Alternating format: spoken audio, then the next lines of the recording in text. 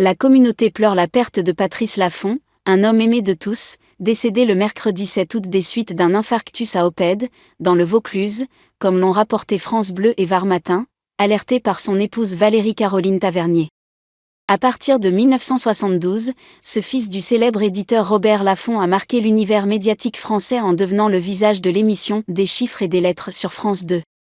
Par la suite, il a continué à charmer les téléspectateurs en animant ou en participant à divers programmes de divertissement, tels que Pyramide et Fort Boyard. Le 21 août, il aurait dû célébrer son 85e anniversaire entouré de ses proches et de celles qui partageaient sa vie depuis 45 ans. Après un premier mariage avec Catherine, la mère de ses deux aînés, Patrice Laffont a rencontré Valérie Caroline. Ensemble, ils ont eu une fille, Mathilde, et ont partagé leur vie de 1979 à 2018. Après une séparation en 2018, le couple s'est retrouvé quelques mois plus tard pour donner une nouvelle chance à leur relation. En janvier 2020, Patrice Laffont avait partagé dans les pages d'Ici Paris que lui et sa femme étaient à nouveau ensemble.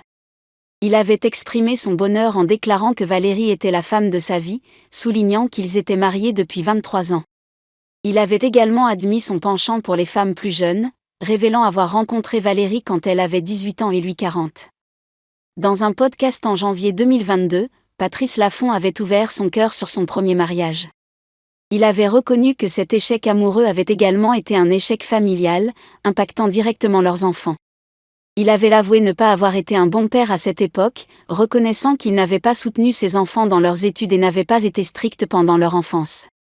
Sa perception de la paternité avait évolué avec la naissance de sa fille Mathilde dans les années 1990, avec qui il entretenait une relation très proche.